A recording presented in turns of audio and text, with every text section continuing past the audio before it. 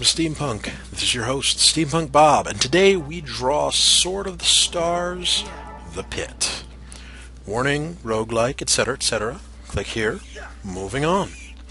Sword of the Stars, The Pit is a very weird idea in my mind. As I played this game, I noticed a lot of world building that seemed like it expected me to have pre-knowledge of the setting. Upon some very exhaustive research, or a 5-second Wikipedia search, I found out that Sword of the Stars is a 4X strategy game. I've never played it, but a lot of the information I'm seeing online compares it to the Total War games. You have turn-based city/planet management leading into real-time battles. Of course, Total War has enough RTS elements I can't competently play it, so something tells me I shouldn't play Sword of the Stars either. Now, here's the part that makes it a weird idea to me. Apparently, one of the developers thought to themselves, you know what our game of Total War in space needs? It needs a spin-off roguelike where you're descending into an abandoned, very deep medical facility to promote niceness, to make the world prettier, to share candy with everyone, to obfuscate the true nature of the milkman, to protect the milkman at all costs, to destroy all who would harm the milkman or threaten to reveal his secret. Sorry, not that. To find a cure for a disease that's ravaging a nearby planet. What? I guess both cases are turn-based for the most part, but seriously? I don't normally think to myself, man, my settlers sure did a good job founding this city. I wonder what it would be like if we made a spin-off where they star in a racing game. When I asked this question to one of my friends, he pointed out he had similar thoughts about another odd spin-off, Command & Conquer Renegade, a first-person shooter in the Command & Conquer world. I could see his point, but somehow I took that one in stride better. Possibly because it took a game I was mediocre to bad at, and gave me something where I could carry around 20 guns at once, including tactical nukes, orbital, laser strikes, and an entire category of chemical thrower weapons. So, Sword of the Stars, The Pit. I originally had just the basic version of the game, but then the Gold Edition with all of the DLC came up in a humble bundle. With no DLC, you have 3 classes to choose from. Now I have 4 human classes, 4 different races of aliens to play, and a secret character I unlocked due to my being a badass. One detail I like. Even the aliens, who have just 1 build each, have a class they're referred to by. Yes, the Tarka would have been good enough, but she's referred to as a ranger. Actually, every character has a real name, class, and paragraph of exposition for why they're descending into this pit of certain death. I've only made it to the bottom of the pit with the Marine before getting the DLC that made the pit deeper, so I don't know if they get different endings based on the major reason they went into the pit in the first place. I mean, the Marine fell in love with a beautiful young scientist. It doesn't actually say she disappeared, but at the bottom of the pit I found a stasis chamber thingy with a woman in it who seemed to know Travis Hudson, the Marine, so I can't imagine she's anyone but the beautiful young scientist in his bio. The Scout? Turns out she's the twin sister of the scientist the Marine fell in love with, so I guess both of them would find her at the pit?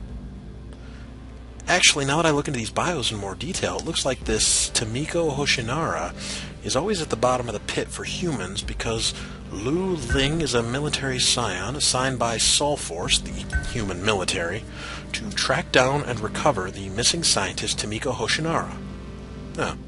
That's one question answered at least, but the Lear Seeker, Abe, is hunting for a war criminal. Is the Bloodweaver crammed in a refrigerator at the bottom of the pit? I like the design for the various alien species, though that's probably more a compliment to the original Sword of the Stars game than specifically the pit.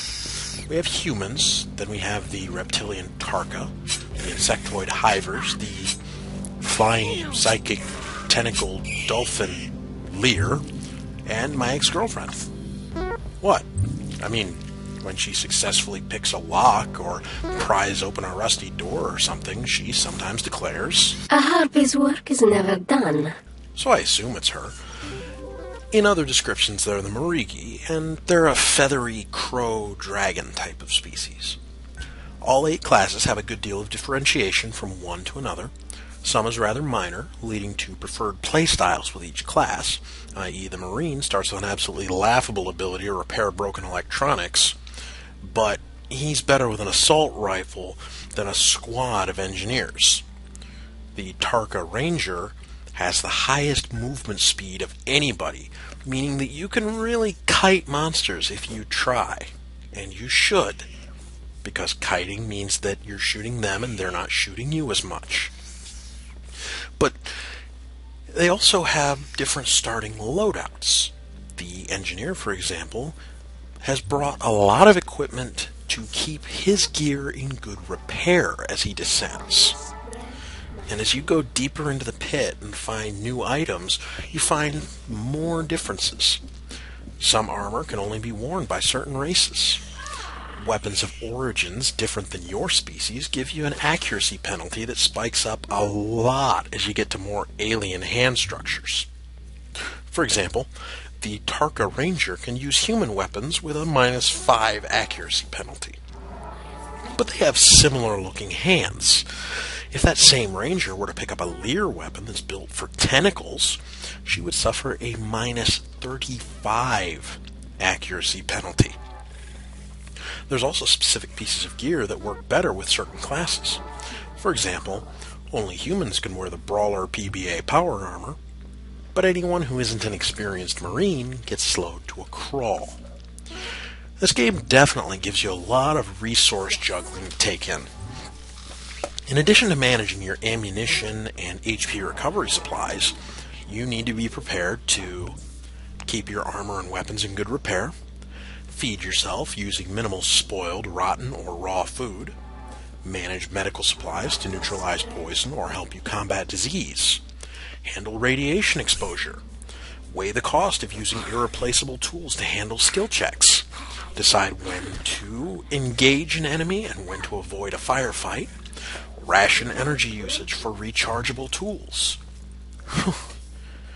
There may be even more that I'm not thinking of mentioning.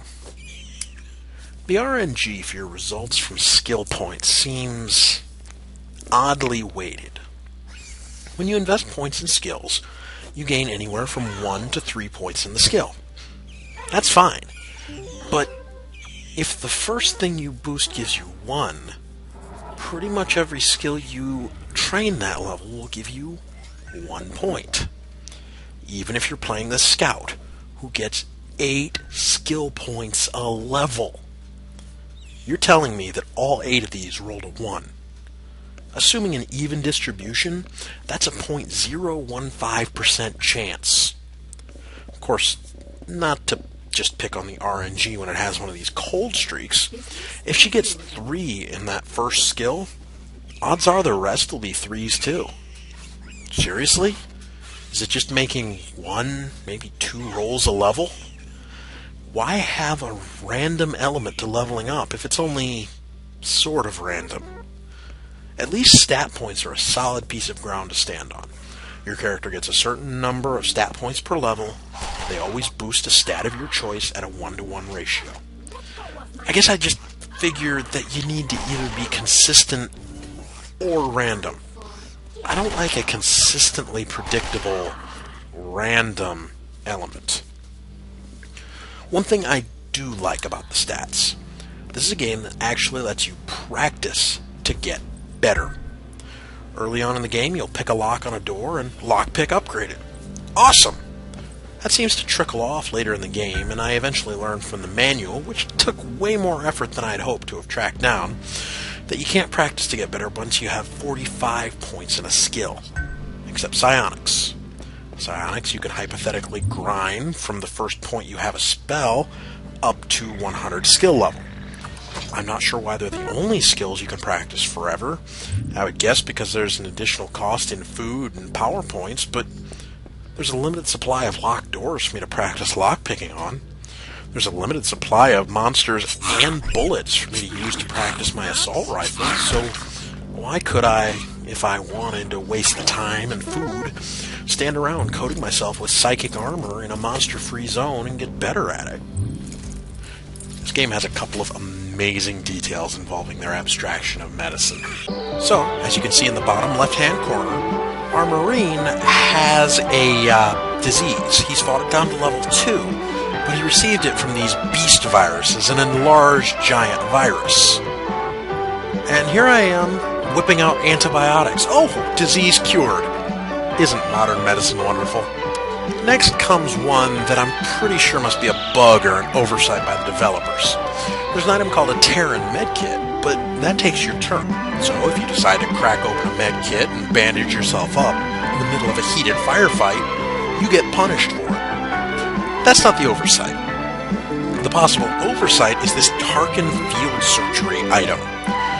As you can see, not very well because the inventory is in the way, I managed to use it when surrounded by 4 very angry monsters without any of them getting a chance to attack me. I am pretty sure that... Oh, wait, no, just cracked open my player's handbook, dropping an item, dropping to a prone position, speaking, ceasing concentration on a spell, casting a quicken spell, and field surgery are all free actions. Never mind. Another abstraction that gave me a good chuckle, this one's not due to medicine. All characters have at minimum 1 integrated melee attack. You're never completely unarmed, if only because you can punch things. Although the psychic flying dolphins have a tentacle whip, the harpy has her claws, the hiver has arm blades, and while the Tarka is able to punch, she also has a tail whip in addition to being able to punch. The best part is that the game has no differentiation between your normal weapons and your natural attacks. This results in things like this. What is this? I don't even... I have a lot of fun with Sword of the Stars, the Pit, but sometimes it feels... I don't know, I may be playing it wrong, but I seem to get to a point of having no ammunition around the time that enemies are all able to psychically detect me, rush out of rooms I tried to avoid, and hunt me down. I assume it's a bit of column A, probably all of column B, but I've only managed to win the game once on easy. Easy being the easiest of 4 difficulty levels in the vanilla game, or 5 difficulty levels after adding DLCs, when the pit was only 30 floors deep. I may now have access to the Scion and the Ranger, who are awesome, but I still tend to just get overwhelmed around floor 20 or so. I suspect it's my own personal curiosity and desire to explore more than I really should, especially now that I can rather easily get intelligence about the rough contents of a room before I unlock the door, but exploring! This may not be a game I can win, but I still have fun with it. It may not have taken any real risks to be too original a roguelike, but it is a very well-polished one. Again, keep in mind, the bulk of this footage was gathered with the Gold Edition DLC, so keep that in mind if you want to get the game for yourself. Anyway, this is SteamPunk Bob, out.